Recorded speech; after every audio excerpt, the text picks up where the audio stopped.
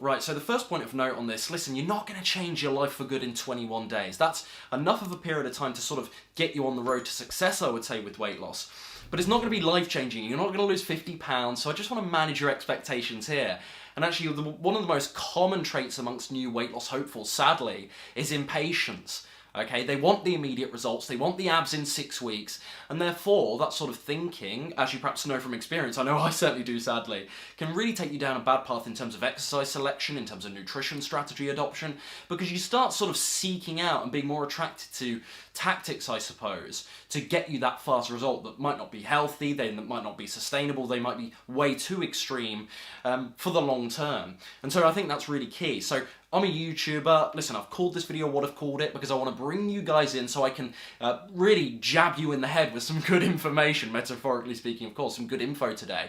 And you sort of, as a YouTuber, you sort of need to reel people in with good video titles and whatnot. So pardon me for playing the game, but at the same time, ironically, I just want to really start this video off with this message of patience. It's going to serve you so well, trust me, as it pertains to weight loss. That said, I do want to give you some information to sort of quick start your results here, get you up and running and seeing some killer wins early on. Absolutely I do, but I don't want you to imagine this as a quick fix. So what I'm going to do today, now we've got that out of the way, is break down 3 key components of weight loss, what I think are the 3 most important determinants early on. Now there are other factors that also contribute to weight loss, but we're not going to talk about those today. I want to stick with these 3 things. Number 1, you guessed it, nutrition. 2, you probably guessed this one too, exercise. The third though, can you guess it? It's not sleep, it's not stress management, not rest or recovery.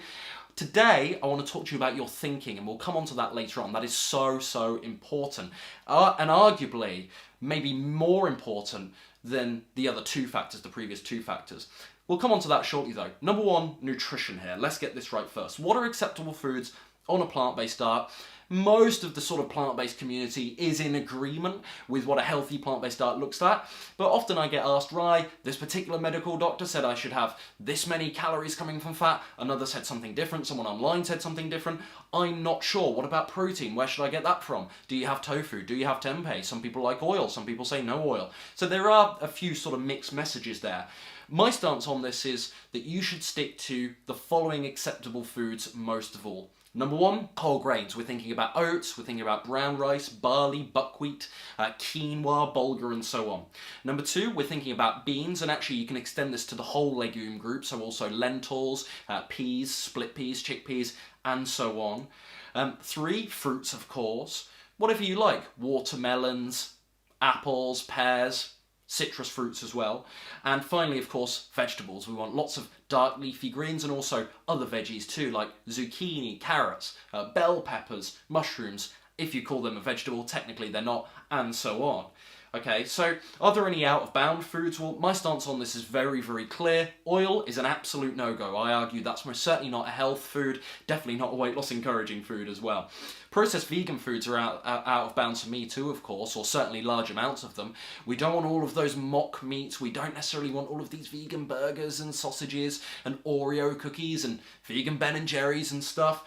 Now, comparatively, we can say, okay, some of these items better than the meat and dairy equivalents, better than meat and dairy alternatives. Yet, maybe, does that still make them optimally healthy and therefore should be part of a weight loss encouraging diet? Absolutely not in most cases. Now, it depends exactly which product we're talking about. I could still walk to my local Tesco's right now and I could actually find some fairly clean vegan burgers. They do have them in there. They have some nice sort of sweet potato pumpkin ones that are fairly clean.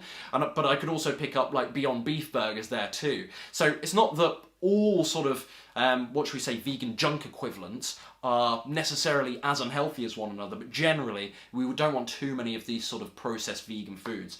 Now, that doesn't mean all processed foods, as I say, are out of bounds. There are some processed foods that are healthy and others, so I sometimes have like bran flakes for breakfast or shredded wheat. Maybe I have rice noodles, whole wheat pasta, whole wheat or whole grain bread. These are things that I often have as well. They're not the same as these very heavily processed junk foods. Fizzy drinks are out of bounds. Alcohol is a no-go too, of course. Now, meat and dairy obviously as well. Now there's a whole category of foods that I wouldn't call out of bounds, but I would suggest that you eat them sparingly. So not to be necessarily counted in the same bracket as the 4 food groups I mentioned earlier, the whole grains, the beans, the fruits and the veggies, but things like nuts, seeds, avocados, what else? Olives, raw cacao, sometimes tofu and tempeh and some soy derivatives. These are not to be eaten, in my assessment, as frequently as those other 4 food groups if your goal is to lose weight. Now, I'm at the stage where I actually need to have some more nuts and seeds and avocados and things like that so I don't lose any further weight, because I've lost 40 pounds over the past couple of years. I'm really happy with my progress now. I certainly don't want to lower my calorie intake anymore either, so that's important too. So why is it important to eat these more sparingly when we want to lose weight? Because they have high fat content. This is really, really key. Fat is a really essential part of any balanced diet, so we do need some fats coming from plant foods. That's absolutely essential. But that's why I say eat sparingly. Treat them almost like a garnish or really a supplement to those main 4 food groups is what I would suggest. Why is this fat issue so important? Well, fat rather yields more calories than carbohydrates and protein. So number 1, fat isn't as slimming from a calorie lens. Now, all of weight loss isn't just about calories, so that's important to note, but it is an indicator. And second of all, the way that fats are processed in the body doesn't seem to be as effective for slimming as carbohydrates. So predominantly we want those carb-rich foods. That's going to be really essential as it pertains to weight loss, contrary to mainstream health and weight loss belief. I don't have time to sort of unpack all that doctrine right here, right now. It's likely if you're stumbling across this video, you've sort of realised this for yourself anyway, and you're already sort of somewhat aligned with me on this. Dressings, I like ketchup, mustard, lemon and lime juice, tahini I sometimes use. Big caveat on tahini, because it's actually, as many of you know, made from sesame seed, and they would of course sesame seeds would of course go into the eat sparingly list, but certainly a couple of teaspoons rather of tahini going into your salad dressings and whatnot, that's going to be fine for most of us. Vinaigrette, hot sauce, barbecue sauce, I suppose it depends what you're cooking, herbs and spices, really important to make your food taste good, guys. Now, when I talk about things like ketchup and barbecue sauce, I'm often met with, Ryan, is that healthy? Well, my answer to that is, no, it's not quote-unquote Puritan. No, it's not perfect, is it? There is salt in there. There is often lots of sugar and maybe some other additives and whatnot in there. So no, they're not optimally healthy. But a bit of a squirt of ketchup, let's say, on your potatoes that make you enjoy the food and therefore continue eating those potatoes. I'd much rather you do that than have like a meat and dairy rich diet or loads of processed foods for that matter, and never have a chance to see massive weight loss success. So yeah, sometimes it's about making these sacrifices. Not that a dollop of ketchup is really a massive sacrifice, but to stay on track and make our food taste amazing. That's my sort of, I would say, more, it's really sort of arrogant to call your own advice pragmatic, but my pragmatic and sort of middle of the road advice on this, to actually make your food taste good. Take that hit. Meal frequency is, again, right, 5 small meals a day, 3 big meals, intermittent fasting. What should I do? Listen, here's my sort of basic battle cry on this. You've heard this from me before if you're a long-term subscriber. It seems to be that weight loss is more about eating the right sorts of foods than things like the timing or frequency of your meals. So my philosophy on this is, let's get what you're eating right first. Let's tick that metaphorical box. Wow, I'm really messing this up. Sorry guys, I'm butchering that one. Let's tick this metaphorical box first. Wasn't that hard, was it? And then maybe let's turn our attention to things like meal timing and frequency later down the line, because it's my assessment that whilst they can make a small difference, they are much more background, secondary factors as it pertains to weight loss. So what I like to do is 3 large meals a day, and sometimes, although frankly guys, not often right now, I'll have an afternoon snack. Something like fruit or a slice of whole wheat toast with some avocado. Love that, but mostly I'm just having 3 main meals a day, okay? Now, one piece of advice on this is fit it around your schedule. Where so many people go wrong with weight loss is they don't do what I call lifestyle hacking. They don't sit and think about exercise and nutrition, how they're going to factor it into their routine, and therefore they get these sorts of conflicts of interest, let's say. Weight loss can therefore be a little bit disruptive to them, and it can really sort of overlap and cross the boundary into their personal and professional lives, and therefore it doesn't really have that much longevity. So I think as a rule of thumb, it's really wise to think about what you can actually stick to, what you can actually adhere to. And so for me, with my schedule and also what I actually enjoy doing, I enjoy eating this way, 3 meals a day and occasionally 1 afternoon snack works perfectly, not only in terms of weight management optimization, I lost my 40 pounds eating exactly with this philosophy, but also in terms of my lifestyle and whatnot, and what I actually enjoy doing. It all fits around my working routine and my personal life, social life and whatnot really, really well. So I'm really happy with that, and that would be my suggestion to you. Consider your lifestyle. Healthy substitutions. This was really important to me when I'm getting started. Listen, if we're just transitioning from a diet philosophy that's completely different to this plant-based approach, it's going to be tough. I would suggest to you guys that you try and switch some of your favourite meals of the past for healthy plant-based options. So, for example, if you loved your ice cream in the past, I know I certainly did, try out some frozen banana ice cream, often commonly referred to as nice cream. If you often enjoyed having dessert after your evening meal, have a big fruit salad. So we're not just destroying these old habits of the past, but we're just changing them to healthier options.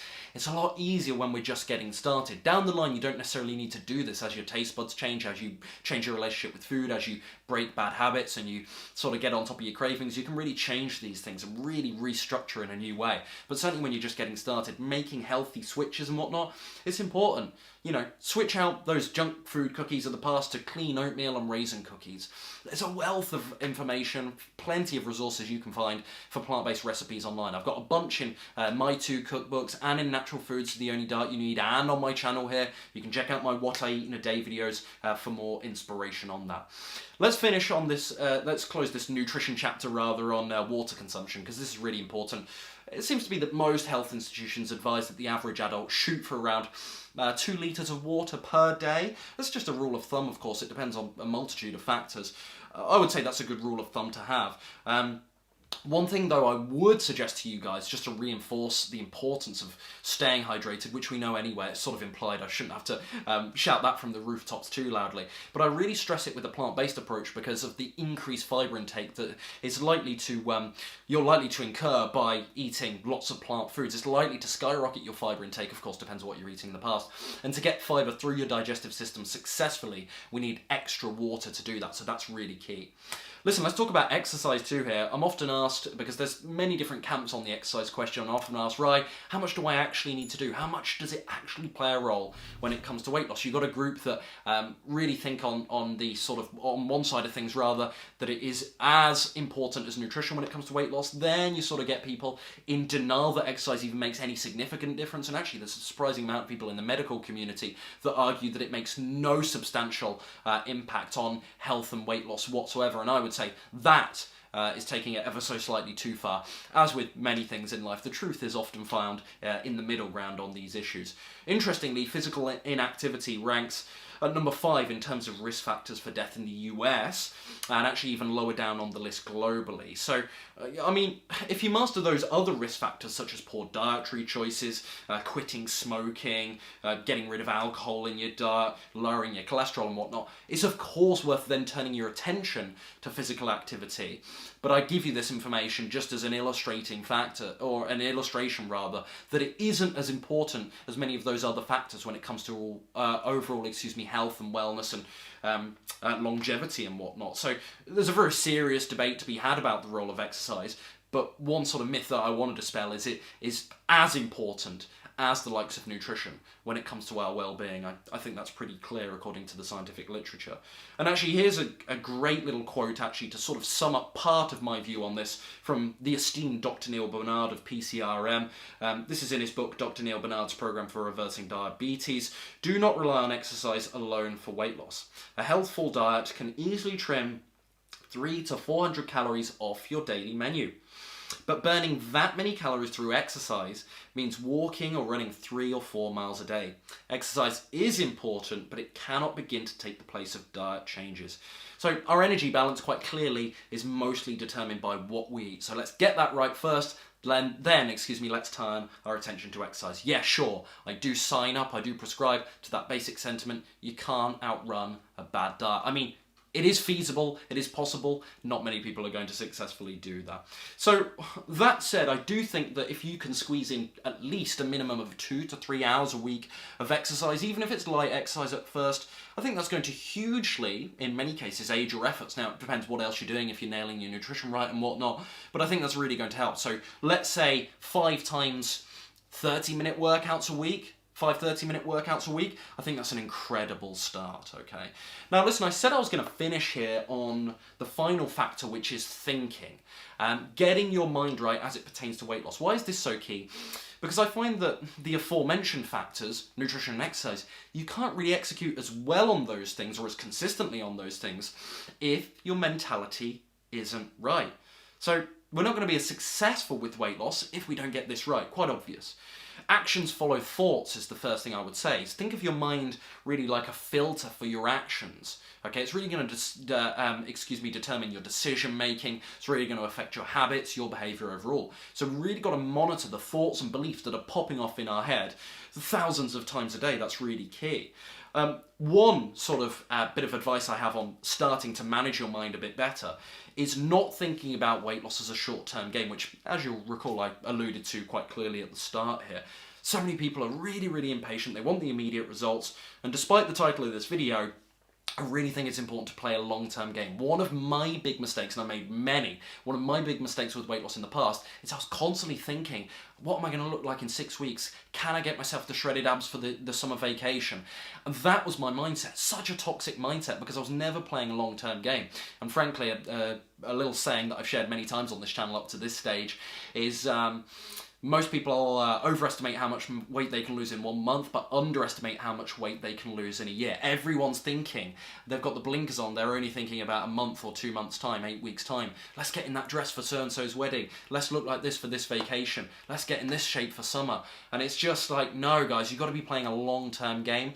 Why is this so important? Because it gives you longevity, it changes your thoughts, and you start seeking out more sustainable strategies. I think that's really key. And you start to then develop a healthier relationship with your body, with food, with exercise, and so on. You see why the mind's so important? Another big thing for getting control of your mind is getting used, easier said than done, to picking purpose over pleasure. Okay, this gets easier in time. It's really hard at first to say yes to the right stuff, no to the wrong stuff. But in time, you can sort of, I believe, with confidence, get to the point where I feel that I'm at now, where I've raised my baseline discipline to a level where I actually get a bit of an icky, sort of sick feeling. I actually feel a little bit ill and very guilty when I drift off too much into sort of leisure and pleasure-seeking activities. Whether that's watching Netflix when I know I could be out for a run or working out, whether that's picking the junk food instead of the healthy food, which admittedly those occasions are few and far between now, but I'm still human, I'm still imperfect. It most certainly happens from time to time. And so I actually now can never go too far off track because I feel really sick and a bit guilty for doing it. And I actually now love picking my purpose. I love shooting forward on my path, on my mission, and that has become so strengthened over time with my actions and my behavior and my thinking. It's all sort of reinforced and almost bolstered my identity in time, whereby now it's like, it's second nature. I love doing that. I love making the right choices, picking the healthy food, okay? Not having too much leisure time, not engaging in pleasure-seeking activity. I love doing that, and I feel too bad when I stray in the opposite direction. And you might not have that sort of dynamic in your mind right now, but I really promise you guys, I just want to show you the light at the end of the tunnel. It absolutely can come, but you got to be tough and you got to be consistent to actually get to that point. But yeah, get used to picking purpose over pleasure. Be cool with that. Know why you're doing this, why you want to lose weight, why you want to fix your health destiny right now, why you want to take charge of your health destiny right now. Be very clear on what this is going to do for you.